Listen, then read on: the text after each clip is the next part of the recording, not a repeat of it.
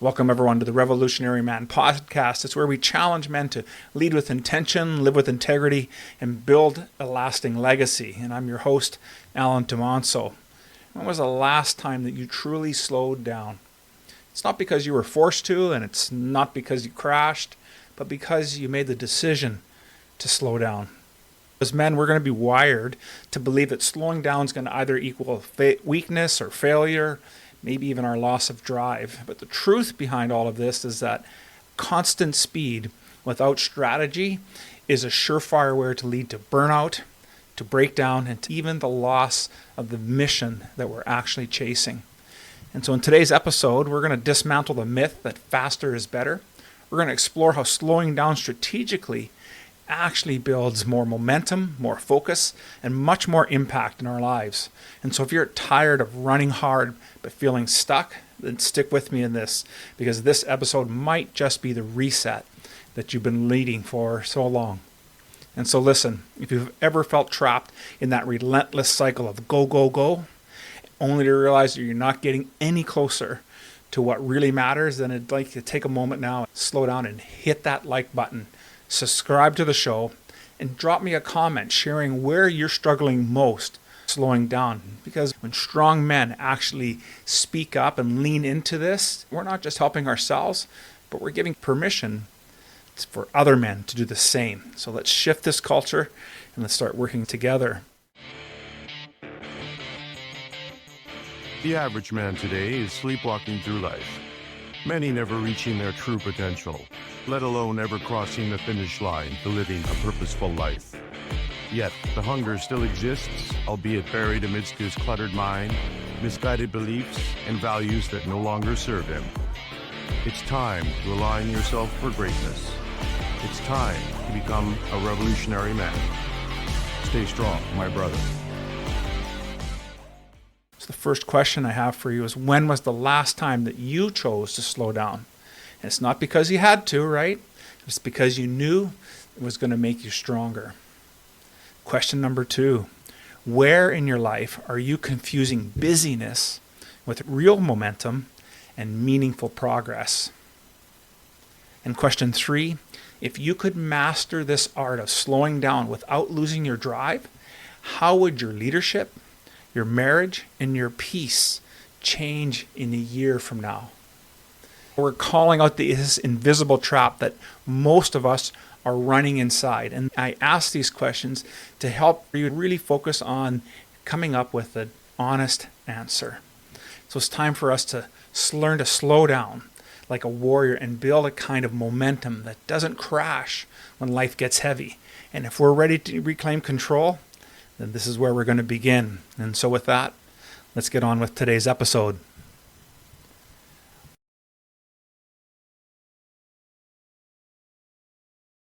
Welcome back, everyone. And I want to start off our conversation by this first discussion point in unpacking the myth that speed equals success.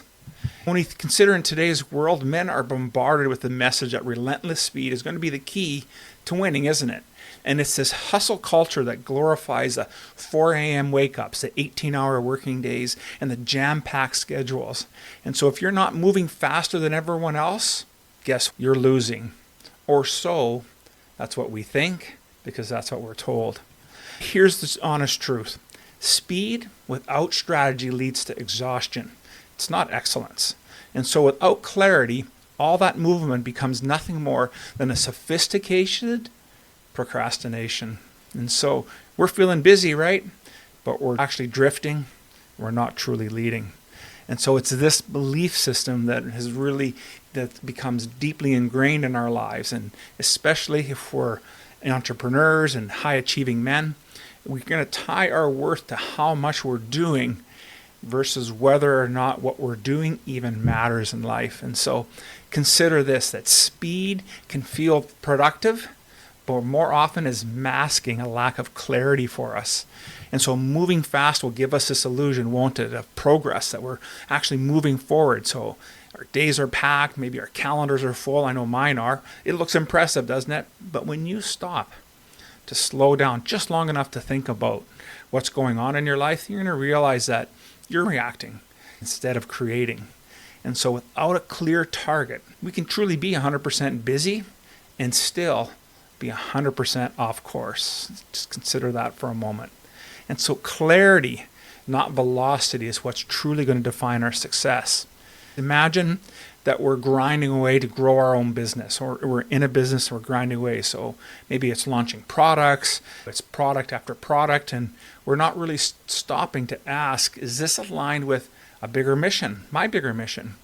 And maybe a few months later we recognize that not only are we burned out, but we're also disillusioned because none of this is truly making us feel fulfilled. And so speed has hid this lack of purpose. And so if we take a moment to slow down, we can recenter on why we're building and what we're building. It would have truly saved us time, money, and our own sense of meaning, wouldn't it? Here's the second thing to consider. There's an addiction to busyness. And the addiction keeps us from facing real emotional work. And so busyness isn't just going to be about our achievement, right? It's often we use it as a shield. And when we're constantly in motion, we don't have to feel the discontent that's really creeping underneath everything. Maybe it's from fears, it's our emptiness, maybe it's disconnection. All of this, for many of us as busy men, are there to help us avoid this uncomfortable truth. And so we stay busy. So when that happens, there are truths that we may not want to really discuss and dive into, and that may be with our marriages, maybe in our faith, or even in our purpose. And so again, I ask you to consider that if we're just throwing ourselves into our work, convincing ourselves that I'm doing this for my family, but if we really sit down and ask them what was truly behind all of this, is a pretty vulnerable conversation. And it's a conversation that you should be having with your wife, with our kids, maybe even with a close confidant. Because remember, being busy isn't noble. It's a defense mechanism. And so if we can take that opportunity to slow down, it's going to force us to confront where we're being absent. And it's going to give us a chance to rebuild what truly matters in our lives. And so slowing down is going to allow us to recalibrate, isn't it? It's not about retreating. It's about stepping up. It's about leaning into our awareness. It's about gaining wisdom about what's going on and realignment. Because true warriors retreat strategically to sharpen our weapons, to heal our wounds, and to rethink our strategy before we re-enter the battle, whatever that battle looks like. And so men who choose to not pause, we just don't burn out, but we risk losing the very mission that we're striving for. And so consider anything that you're working on. Maybe you're the CEO of your own company, but you're losing touch with your leadership because you're not taking a weekend retreat. You're not doing this for your family. So there's no meetings, there's no obligations. Maybe there's just silence, and there's opportunity for you to journal or to consider. And when you do that, you're going to have a much clearer vision. You'll be able to be much tighter in your communication, and you'll be far more powerful in your leadership. And so time away isn't about just slowing yourself down, but it's all about catapulting you forward in your life. And so speed's going to feel sexy. Busyness is going to feel heroic, but clarity, wisdom, and strategic stillness are where the real momentum is going to be built. And so if we can be men who can just dare to slow down on purpose, we're always going to outperform the man who just sprints blindly toward nowhere. And Socrates, I think, said it best when he says, beware the barrenness of a busy life. Let's move on to the second point I want to bring up about this. Why most men burn out without even seeing it coming. Consider this. Burnout doesn't announce itself with a warning siren, does it? It just creeps in slowly, and it's often going to be disguised as either normal stress or just being in a busy season. And as driven men, especially those who are wired to perform and achieve, are going to be highly vulnerable. See, it's not because of weakness, but because we are strong and stubborn enough to ignore these early warning signs. And so most men don't crash because we're incapable. We crash because we've been conditioned to believe that needing rest, or recalibration, or recovery is going to be weakness. And if we live at red line speeds until our mind and body and our marriage gives out, you know very well what's going to happen, don't you? So burnout is death by a thousand cuts, isn't it? It's not going to be just that one single late night that's going to break you, or that single fight that you might have with your spouse. Burnout is going to occur from an accumulation of small, seemingly harmless choices, right? It's the skipped workout, it's the lost sleep, it's the ignored spiritual practice, the emotional shutdowns that we have.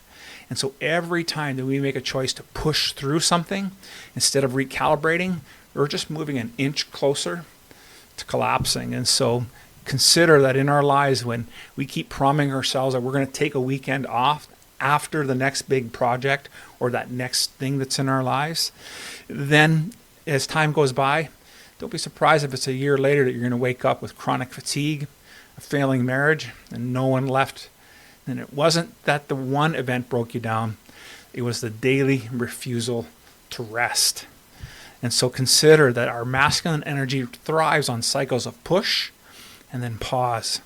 And because our masculine power is all about rhythm and not constant force, even the elite warriors, athletes, or leaders understands this. Our true mastery is sustained during strategic recovery. And so if we're always pushing forward and never pausing, then we're eroding our own foundation.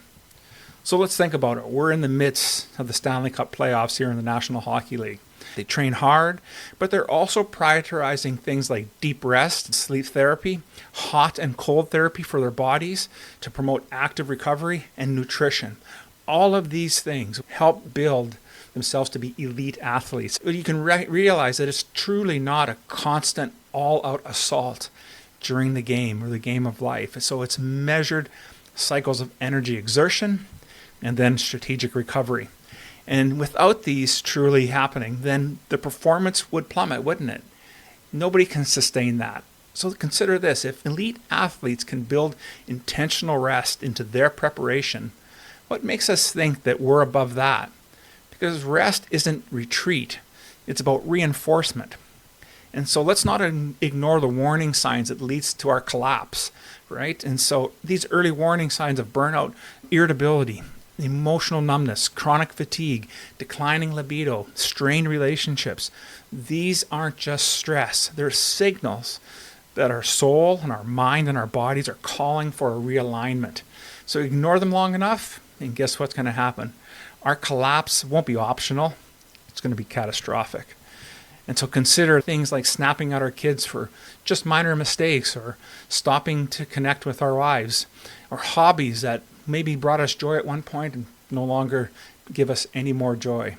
If we're constantly feeling tired and we can't sleep well, these aren't random. They're signs that our engine is overheating, and slowing down could prevent a total breakdown coming down the road, couldn't it? And so consider, as we think about this second point, that burnout doesn't really respect busyness. It doesn't reward loyalty to the hustle, and it sure punishes us who refuse to listen to the internal warning systems. And so if we can learn to slow down, it's the path to a sustainable, unbreakable leadership. So we need to truly take care of ourselves first. So that leads me to this third point that I want to bring up today, the power of strategic slowdowns. And so we've been talking about how we can have more strategy so far in this episode with being able to slow down, and about how can we find the real sustained victory in our lives. And so in ancient times, seasoned fighters didn't fight all day, every day. They trained, they sharpened their weapons, they studied their enemies, they rested, because the battle required them to be precise.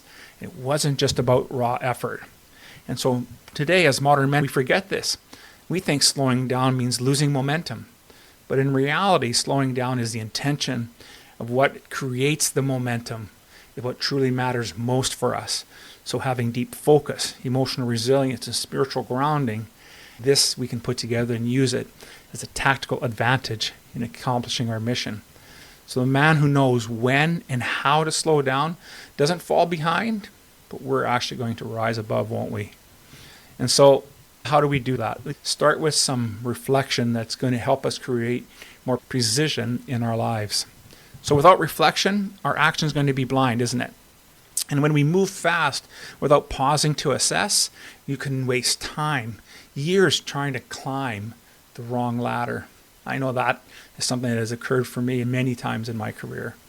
And so when we start chasing someone else's definition of success or building things that we secretly resent, then we're going to need to slow down to have some honest reflection that bring us back into alignment with our mission, and that precision will help us beat anything that's standing in our way.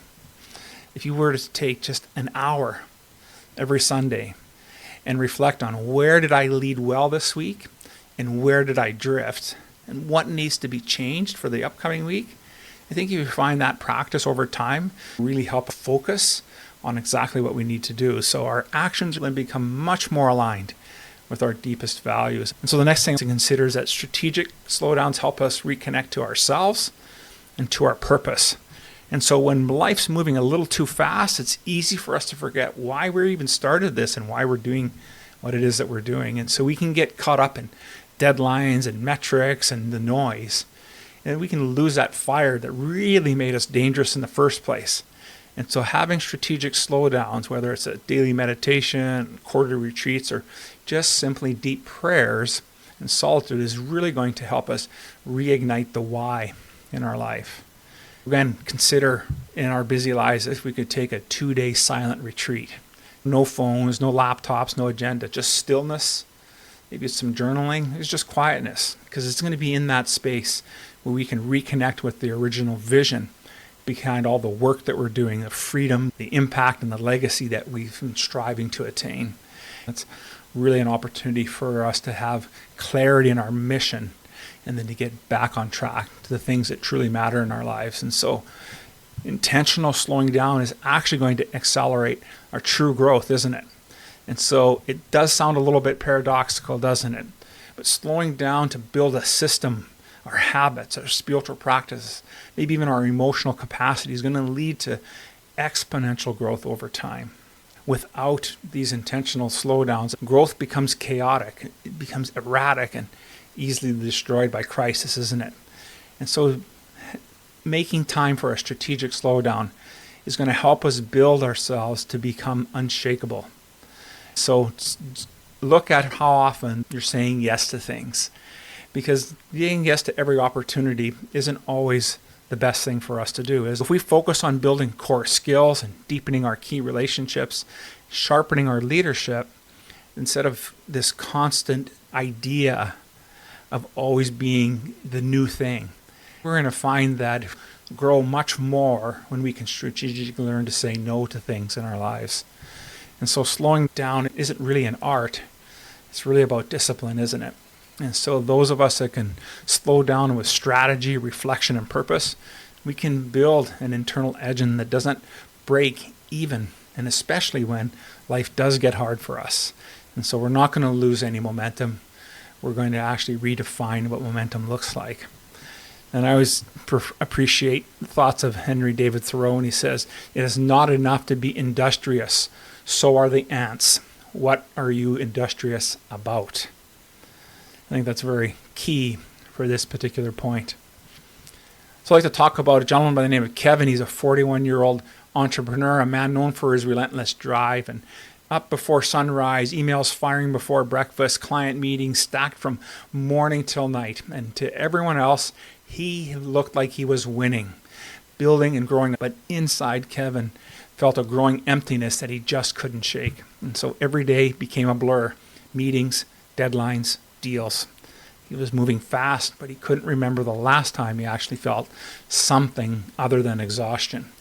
His marriage was on autopilot, and his friendships were distant memories. And that night, after the noise would die down, he would be in bed, staring at the ceiling, wondering why he felt like he was losing a race he was supposed to be winning. But it came one day, his body gave out. He had chest pains, shortness of breath, and an emergency room visit that really shook Kevin to his core.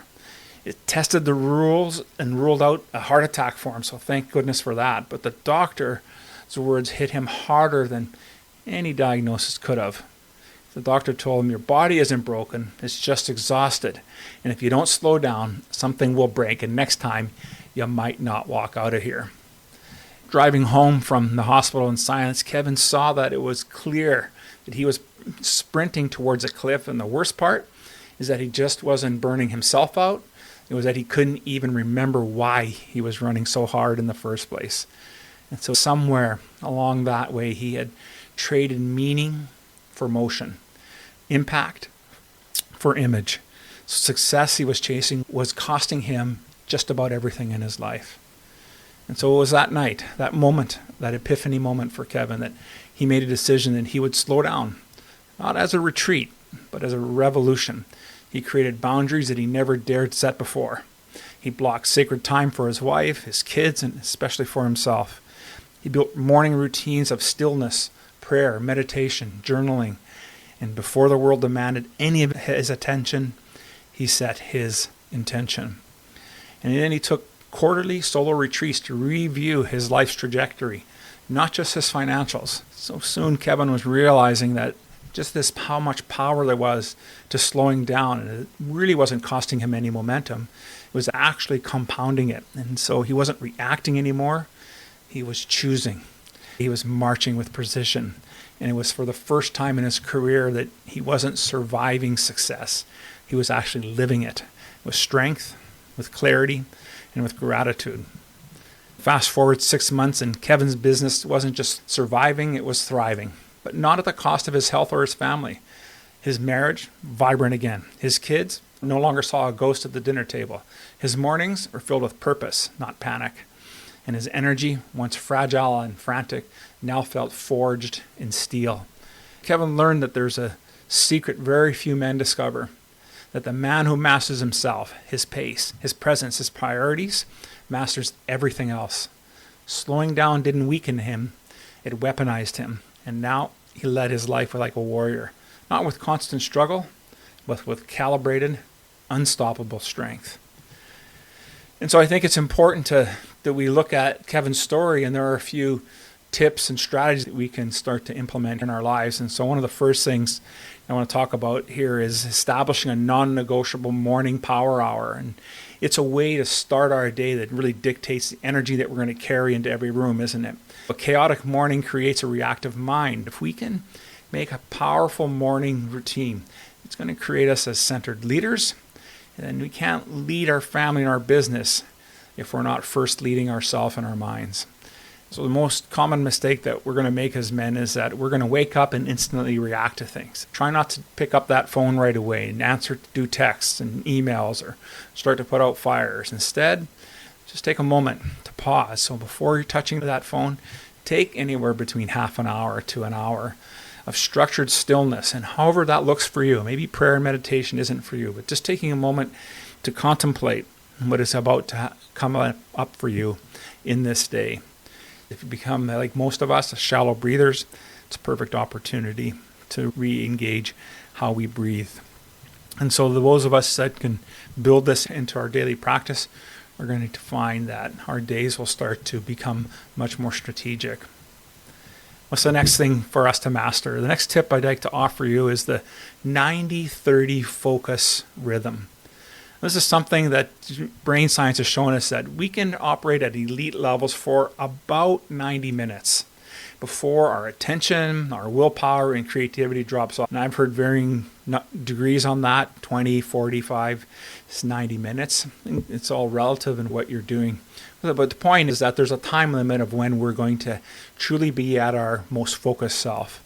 And so once we pass that point, then our productivity is going to tank. And so trying to do this, live in this grinding nonstop for hours without a break, it's not going to make us a warrior. It's actually going to make us sloppy and reactive. And I think of those days where I'm sitting, working on the computer and pounding away, trying to get all this work done. I realize that after a while, the work is not as tight, it's not as succinct, and it isn't as impactful as it could be. Devise a plan in your strategy in your workday to do time blocking of 60 to 90 minutes to focus on a key task, and then create some space after that. Maybe that needs to be blocked in the calendar as well to prevent you from being booked on top of that. So you do have some time, and then get up and go outside and move the body.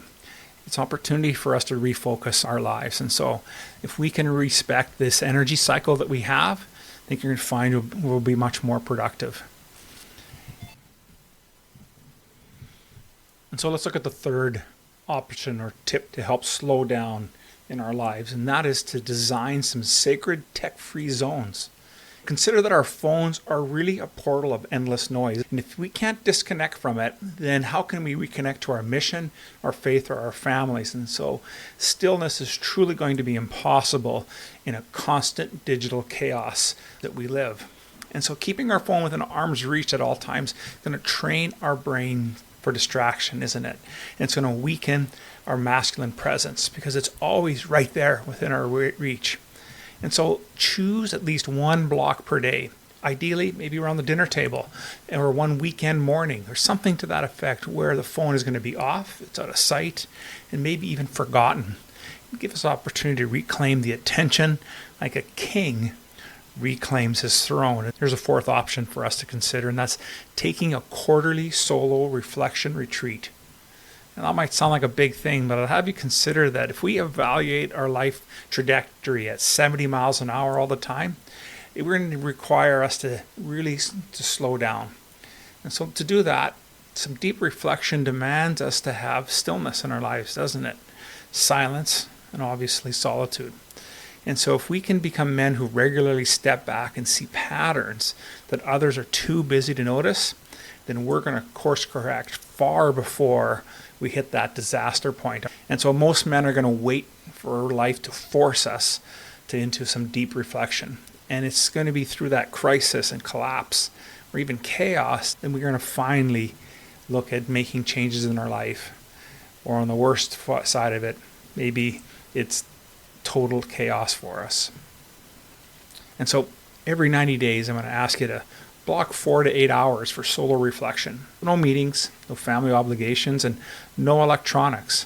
It's an opportunity for you to journal. If you practice here with us in the Awakened Man and our Band of Brothers group, you'll have an annual goal that you're striving for. It's a perfect opportunity for you to reflect on your progress, where you're at, and what needs to be done in the next quarter. Men who do this focus on setting the intention for steering life with much more precision than others. It offers you an opportunity to build some momentum, while others are just going to drift aimlessly into mediocrity. And here's the fifth piece I offer for you to consider as a tip and a strategy, and that's reframing slowing down as a tactical warfare.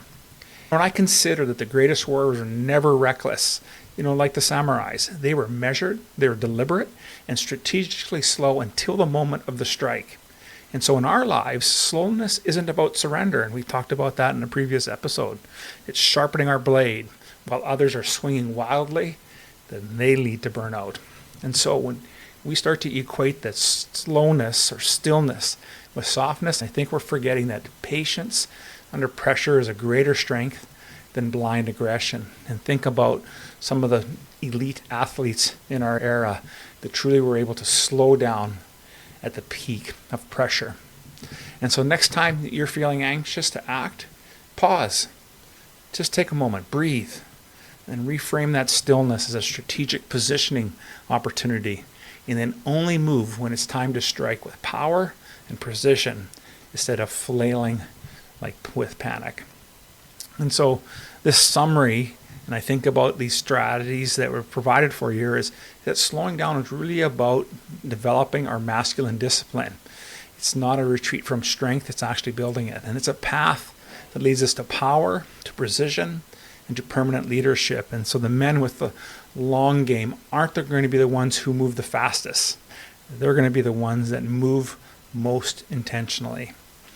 And so I was preparing for this episode, there are a few books and a PDF that I have for you today as resources. And so let's talk about our first book. And the book is called Essentialism.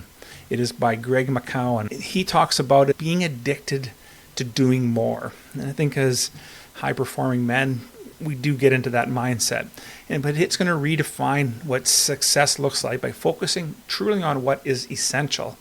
And they really challenge us to ruthlessly eliminating all of the thing that isn't essential in our life. And so essentialism isn't about laziness. It's going to be about a disciplined pursuit. And so take an opportunity in this book to teach us how to say no to distractions and yes to the mission that truly matters in our lives.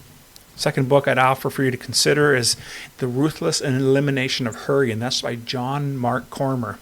And so this book is really going to expose how hurry is the enemy of spiritual depth and emotional connection, and of course, lasting impact. And so it offers lots of practical tools to help us build stillness in our lives, to slow intentionally without actually losing our leadership edge. And the last book is called Resilience, The Hard-Won Wisdom for Living a Better Life, and that's by Eric Greitens.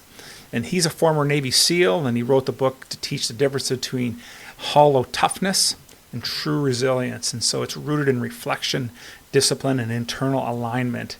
This slow strength, not frantic speed, is really the core of what it means for us to have masculine resilience.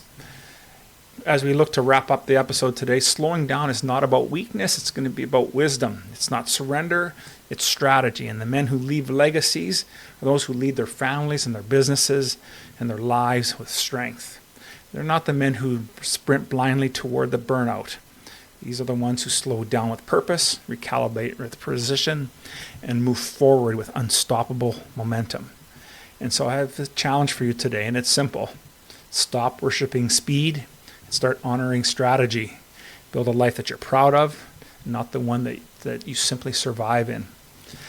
And so if today's episode resonated with you, and if you're tired of living a reactive and exhausted and disconnected life, then it's time to act like the leader you're called to be.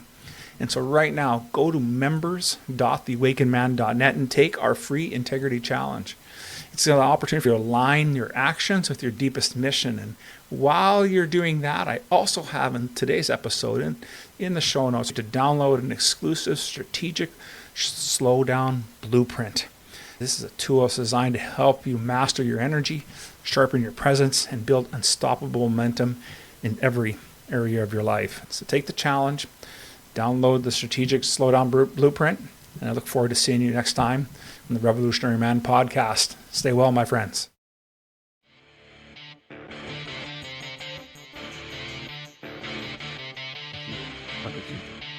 Thank you for listening to the Revolutionary Man podcast.